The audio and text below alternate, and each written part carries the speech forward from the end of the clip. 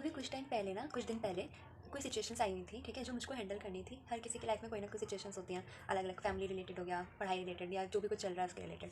तो जब वो सिचुएशंस आई तो मुझको लगा हाँ ठीक है, कर लूँगी हैंडल। तो उस टाइम पे मैंने अपने इमोशंस को साइड में रख के वो सिचुएशंस हैंडल करी, ठीक है, और भगवान की कृपा से वो सिचुएशन बहुत अच्छी तरह हैंडल भी हो गई उस टाइम पे। लेकिन जैसे जो भी फीलिंग थी वो मैं अपने ऊपर आने ही नहीं दे रही थी। डर लग रहा है, नहीं लग रहा, हो जाएगा ठीक। रोना आ रहा है, नहीं आ रहा, हो जाएगा ठीक। हंसना है, नहीं हंसना, हो जाएगा ठीक। मतलब होता है ना इमोशनलेस, फीलिंगलेस इंसान, बस वो दिख रहा है कि मुझको ये चीज़ सही करनी है जल्द से जल्दी, जल्द से जल्दी, मतलब ठीक है। भगवान की दया से वो ठीक हो भी गई। लेकिन उसके बाद क्या हुआ, और उस टाइम पे ना मैं तक के लिए ना मैंने अपनी मेडिटेशन वगैरह वाली जर्नी जो है ना उसको पॉज कर दिया था।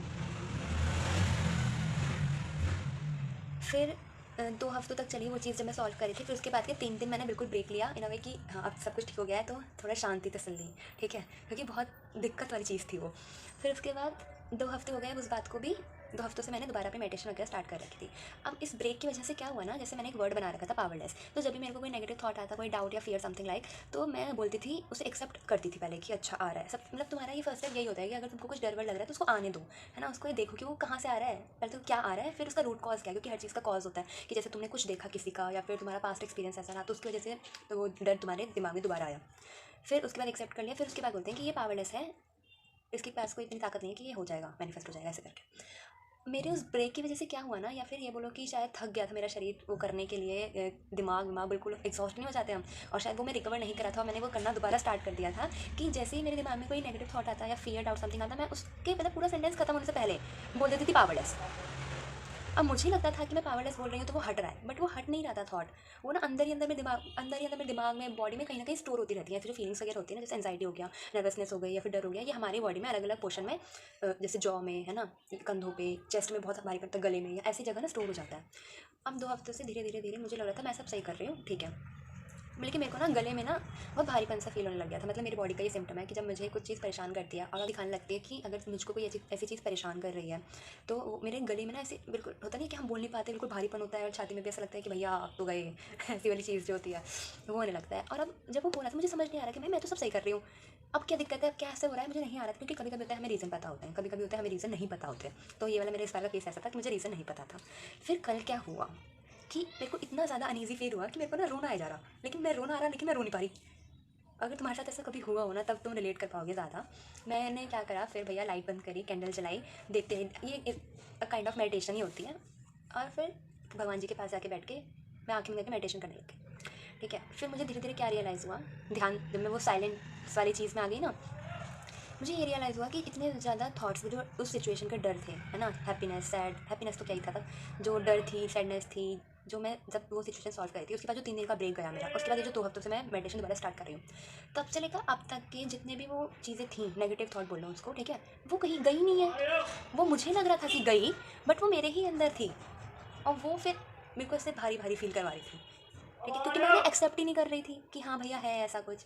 मैं कहती है नहीं है, आ रहा है नहीं है, जा रहा है नहीं है, मतलब नहीं कुछ नहीं, मेरे सीधा आ रहा है निकल, आ रहा है निकल, और वो निकल निकल के निकल नहीं रहा था, मेरे ही अंदर था। और फिर मुझे कल रात को ये चीज़ रियलाइज़ हुई। फिर मैं मेडिटेशन करते करते, आपके यहाँ पे भी आता होगा, ये ऐसे कोई बात नहीं है, ठीक है। फिर मैं मेडिटेशन करते करते फिर मेरे को ना रोना आया धीरे धीरे भगवान। फिर मैं अपने भगवान के पास, मेरे पास राधा और लड्डू हैं, गोपाल, लड्डू गोपाल और राधा, उनसे जाके क्योंकि मुझे नहीं समझ आता ना जब कुछ भी, तो मैं उनके पास चले जाती हूँ, भैया देख लीजिए क्या हो रहा है, हम नहीं समझ पा रहे हैं, ठीक है। फिर वो ठीक हो गया, हमें थोड़ा बहुत रोई, लेकिन अभी भी मतलब यहाँ पे तो ठीक है, I am feeling good, but यहाँ ना अभी भी थोड़ा सा है। और वो विद टाइम ही, जैसे मैं धीरे धीरे मेडिटेट और करूँगी और एक्सेप्ट करूँगी क्या क्या था, क्योंकि अभी भी हो सकता है एक दिन में, क्या एक बार में थोड़ा ना, इतने दिनों का मैंने सारे थॉट आ गए मेरे दिमाग में, अभी मैं और मेडिटेट करूँगी तब मुझे समझ आएगा कि अच्छा और क्या दफन है भैया, तब मुझे थोड़ा सा और पता चलेगा, फिर मैं उसे एक्सेप्ट करूँगी, फिर जाके वो थोड़ा बहुत ठीक होगा। तो मैं यही बताना चाहती हूँ कि कभी कभी हमको लगता है कि हम चीज़ें ठीक कर रहे हैं, बट चीज़ें गलत होती हैं। वो तरीका हमारा कभी कभी गलत हो जाता है डिसबैलेंस की वजह से, ठीक है। अब मैंने इस चीज़ को ऐसे ही ठीक करा, और फिर मैं सुबह उठी, मतलब ये कल रात की बात है जब मैं पूरा रोई हुई, ठीक है, रोई हुई ना यार, इन अ गुड वे, ठीक है। फिर मैंने सुबह उठ के 11 पेज लिखा, जर्नलिंग लिखी कि क्या क्या था, क्या क्या था, क्योंकि लिखने से ना सब कुछ सॉर्ट आउट होता रहता है चीज़ें, कि अच्छा ये था, ऐसा हुआ, ये था, ऐसा हुआ। तो उसमें मैंने अपने आप को फाइनल नोट दिया, पढ़ के बताती हूँ, रुको। ये रहा वो, 4, 6, 8, 9, 10, 11। तो इसमें मैंने क्या लिखा है, मैंने अपने लिए पूरा एक पेज लिखा है कि in case of doubt, fear और लिमिटिंग बिलीफ, ऐसा हो तो ये वाला पेज पढ़ लो, मैंने ये लिखा है यहाँ, ठीक है।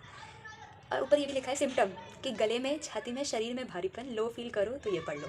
सबसे पहले तो ये जो नो और डोंट वाला कंसेप्ट है, it is not for me. जैसे हम जब स्टार्टिंग में मैनिफेस्टेशन स्टार्ट करते हैं, तो जब हम अफर्मेशंस बनाते हैं, जैसे हिंदी में संकल्प बोलते हैं, तो बोलते हैं ना नो नहीं यूज़ करना, डोंट नहीं यूज़ करना, वरना सही वो वैसा हो जाएगा उल्टा करके। तो ये सब चीज़ें तब होती हैं जब स्टार्टिंग में आपको कंसेप्ट समझ नहीं आ रहा होता। अब मैं उसमें हो गई हूँ कि अगर मैं नो बोलूँगी तो मेरा नो का मतलब नो है, येस का मतलब येस है, ठीक है। ये तभी आप समझ पाओगे जब आपने ये सब जर्नी स्टार्ट कर रखी होगी। तो उसमें मैंने अपने रूल्स लिखे कि worries don't manifest, negative thought, unwanted thought, doubt, fear, what if, opposing thought, there is no such thing as if, as what ifs और even ifs, because that would mean it has an option of not happening when it's already happened.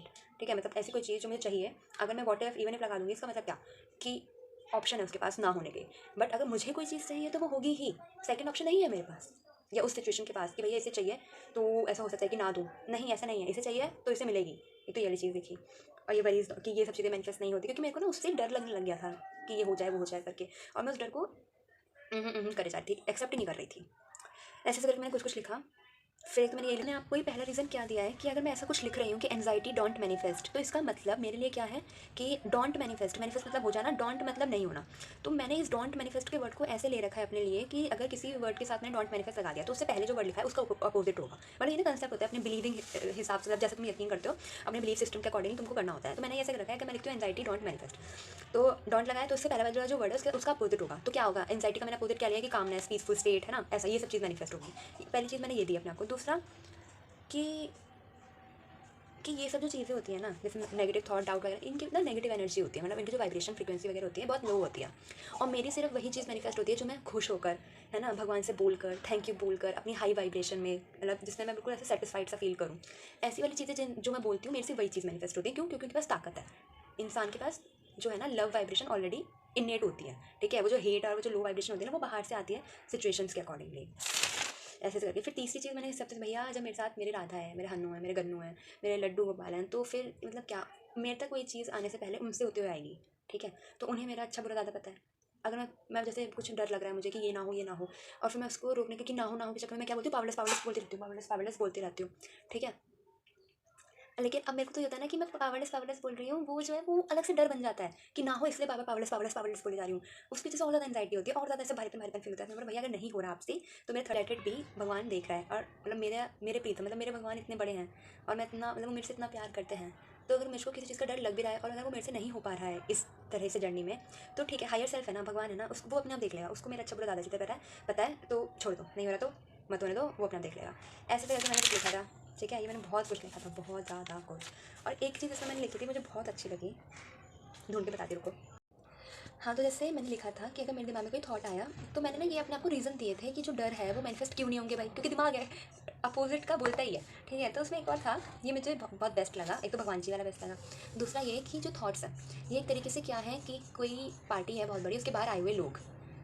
अब ये जो negative वाले thoughts हैं या फिर जो मैं नहीं चाहती, डर वाले जो होते हैं ना, जिनकी इन ऑब्वियसली इनकी लो वाइब्रेशन होती है, जो डर वगैरह वाली चीज़ें होती हैं, सॉरी, तो जो डर हो गया है ना, या फिर एंजाइटी वाली चीज़ या फिर नर्वसनेस वाली जो चीज़ होती है, ऑब्वियसली इनकी लो वाइब्रेशन है ना, इतना तो पता है, इतना कंसेप्ट हमारे दिमाग को भी पता होता है। तो सिंपली मैंने क्या लिया कि ये वाले लोग हैं, ये जो लो कंसेप्ट वाली चीज़ें हैं, ये वो लोग हैं जो विदाउट इन्विटेशन कार्ड है। अब पार्टी हो रही है मतलब आपको एक गेट से बाहर जाना है। वो जो पार्टी हो रही है वो क्या है, तुम्हारी ड्रीम लाइफ, तुम्हारी रियलिटी, ठीक है।